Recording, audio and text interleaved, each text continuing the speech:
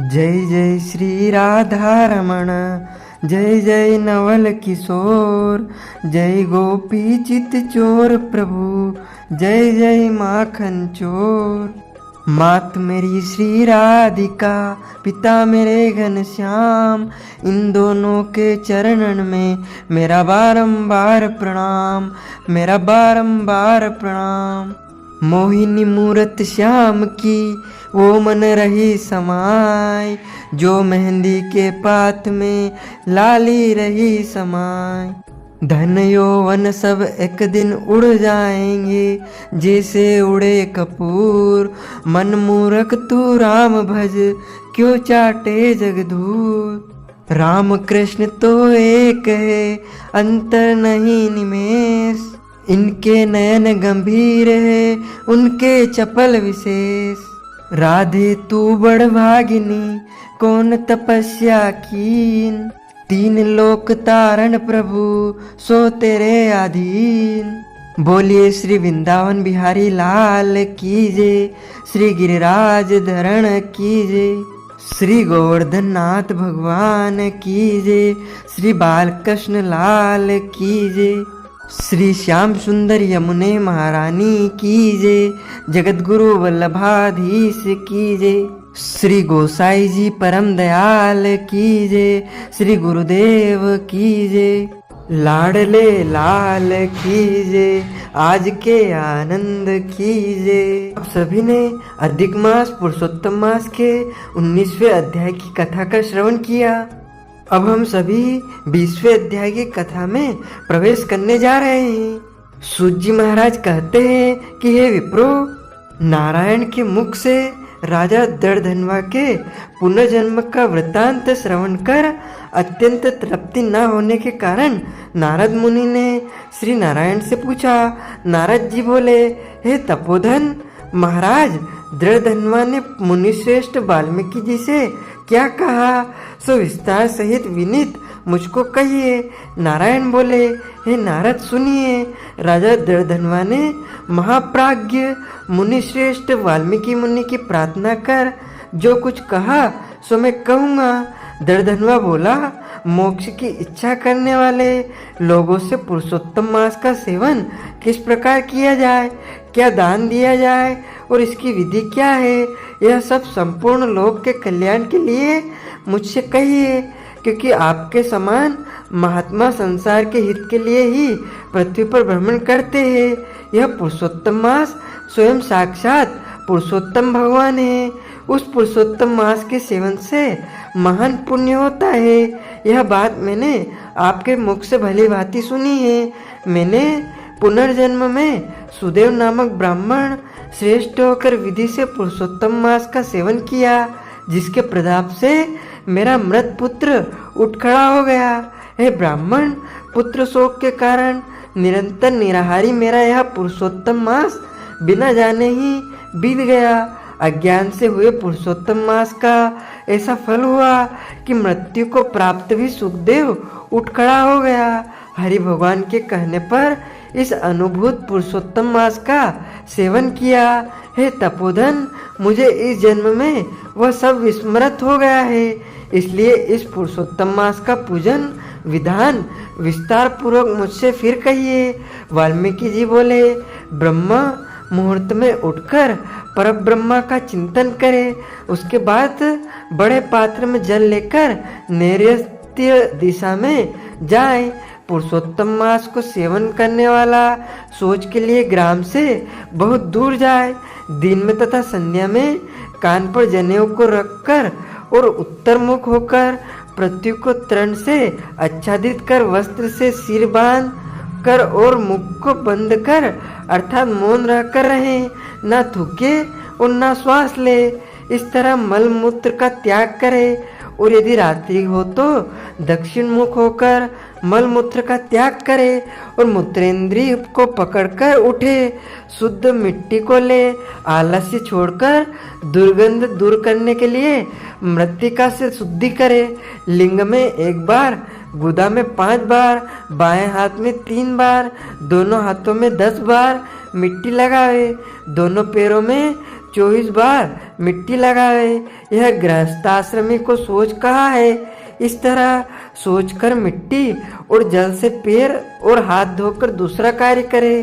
तीर्थ में शौच न करे, तीर्थ से जल निकालकर शौच करे।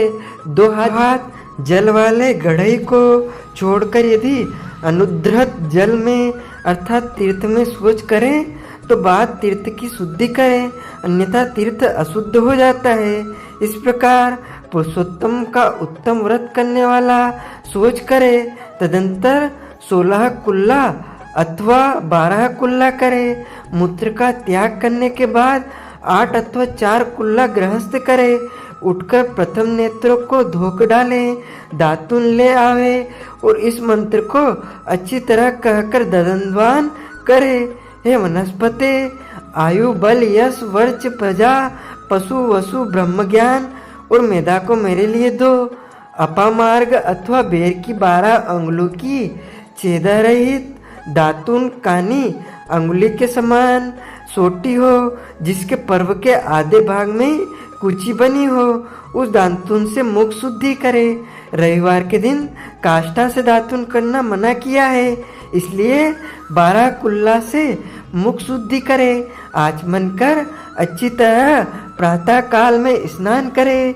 स्नान के बाद उसी समय तीर्थ के देवताओं को तर्पण के द्वारा जल देवे और समुद्र में मिली हुई नदी में स्नान करना उत्तम कहा है।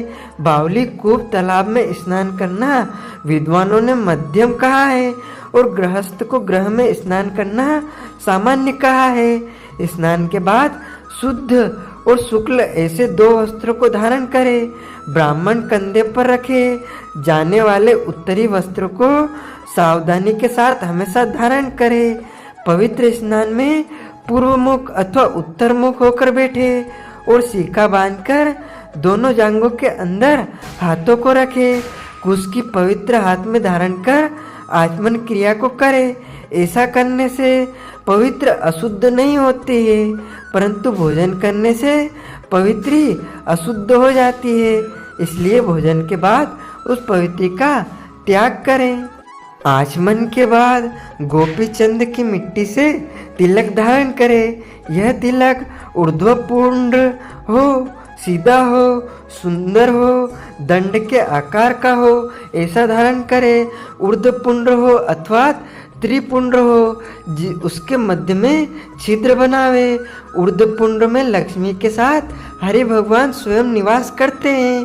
त्रिपुंड्र में पार्वती सहित साक्षात शंकर भगवान सर्वदा वास करते हैं। बिना छिद्र का पुंड कुत्ते के पैर के समान विद्वानों ने कहा है। सफेद तिलक ज्ञान को देने वाला है, लाल तिलक मनुष्य को वशीकरण करने वाला कहा है, पीला समस्त रिद्धि को देने वाला कहा है। इससे भिन्न तिलक को नहीं लगाएं। गोपीचंद की मिट्टी से शंख चक्र गदा पद्म आदि धारण करे। यह संपूर्ण पापों को नाश करने वाला और पूजा का अंग कहा गया है। जिसके शरीर में शंख चक्रादि भगवान के आयुधों का चिन्ह देखने में आता है, उस मनुष्य को मनुष्य नहीं समझना। वह भगवान का शरीर है जो शंख चक्र आदि चिन्हों को नित्य धारण करता है। उस देही के पाप पुण्य रूप हो जाते हैं। नारायण के आयुधों से जिसका शरीर चिन्हित रहता है, उसका कोटि कोटि पाप होने पर भी यमराज क्या कर सकता है। प्राणायाम करके संध्या वंदन करें। प्रातः काल की संध्या विधि पूर्वक नक्षत्र के रहने पर करें। जब तक सूर्य नारायण का दर्शन ना हो तब तक गायत्री मंत्र का जाप करें और सूर्य प्रस्थान के मंत्रों से उठकर अंजकली बांधकर उपस्थान करें।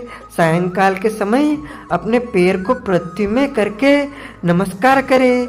जो कमी रह गई हो उसको इस मंत्र से पूर्ण करें। यस्य स्मृत्या च नामोक्त्याम तपोयज्ञ क्रियादिषु न्यून संपूर्णताम यति साध्यो वंदे नमुच्युतम। जो द्विज ब्राह्मण क्षत्रिय और वैश्य श्रद्धा के साथ संध्या करता है, उसको तीनों लोकों में कुछ भी दुष्प्रभाव नहीं है। दिन के आदि भाग प्रातः काल में होने वाले कृत्य को कहा है। इस प्रकार प्रातः काल की नित्य क्रिया को करके हरि भगवान की पूजा को करे। लीपे हुए शुद्ध स्थान में नियम में स्थित होकर और मौन तथा पवित्र होकर गोबर से गोल अथवा चौकोर मंडल को बनाकर व्रत की सिद्धि के लिए चावलों से अष्टदल कमल बनावे। बाद में सुवर्ण, चांदी, तांबा अथवा मिट्टी का मजबूत और नवीन छिद्र रहित शुद्ध कलश को उस मंडल के ऊपर स्थापित करे और उस कलश में शुद्ध तीर्थों में से लाए हुए कल्याणप्रद जल को भरकर कलश के मुख में विष्णु कंठ में रुद्र भगवान अच्छी तरह वास करते हैं। उसके मूल में ब्रह्मा जी स्थित रहते हैं। मध्य भाग में मातृगण कहे गए हैं। कोक में समस्त समुद्र और स्वाद द्वीप वाली वसुंधरा ऋग्वेद, यजुर्वेद, सामवेद और अथर्ववेद व्याकरण आदि अंगों के साथ सब कलश में स्थित हो। इस प्रकार कलश को स्थापित करके उसमें तीर्थों का आह्वान करे। गंगा, गोदावरी, कावेरी और सरस्वती मेरी शांति के लिए तथा पापों के नाश करने हेतु आवे। तदंतर उस कलश का मंत्र पाठ पूर्वक गंध, अक्षत, नैवेद्य और उस काल में होने वाले पुष्प आदि उपचारों से पूजन करके उसके ऊपर पीले वस्त्र से लपेटा हुआ तांबे का पात्र स्थापित करे। उस पात्र के ऊपर राधा के साथ हरि की मूर्ति को स्थापित करे। राधा के सहित सुवर्ण की पुरुषोत्तम भगवान की प्रतिमा बनावे और भक्ति से तत्पर होकर विधि के साथ उस प्रतिमा की पूजा करे। पुरुषोत्तम मास के पुरुषोत्तम देवता हैं। पुरुषोत्तम मास के आने पर उनकी पूजा करनी चाहिए। जो इस संसार सागर में डूबे हुए को उबारता है, उसकी इस लोक में भी मृत्यु धर्म वाला कौन मनुष्य पूजा नहीं करता है।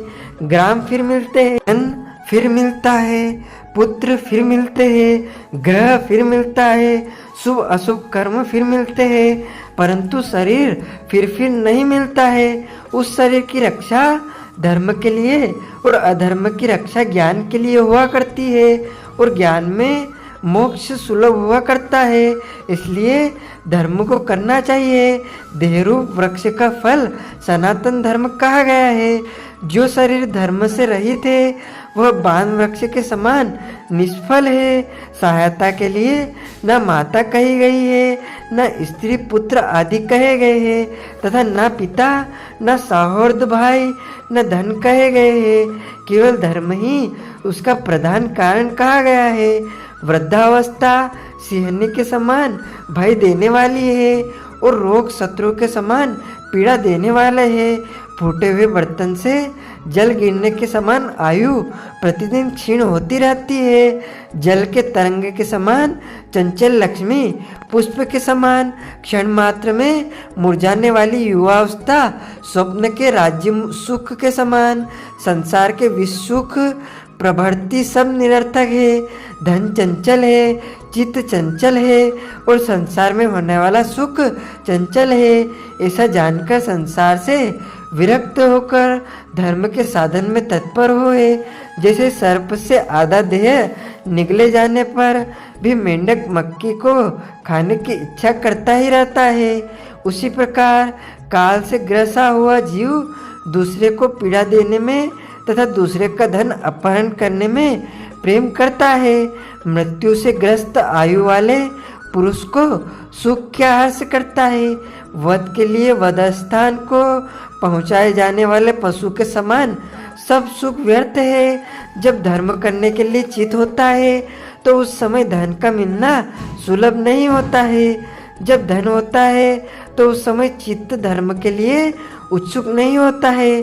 जब चित्त और धन दोनों होते हैं तो उस समय संपात्र नहीं मिलते हैं। इसलिए चित्त, वित्त, सत्पात्र इन तीनों का जिस समय संबंध हो जाए उसी समय बिना विचार किए ही जो धर्म को करता है वही बुद्धिमान कहा गया है। अधिक धन के व्यय से होने वाले हजारों धर्म हैं।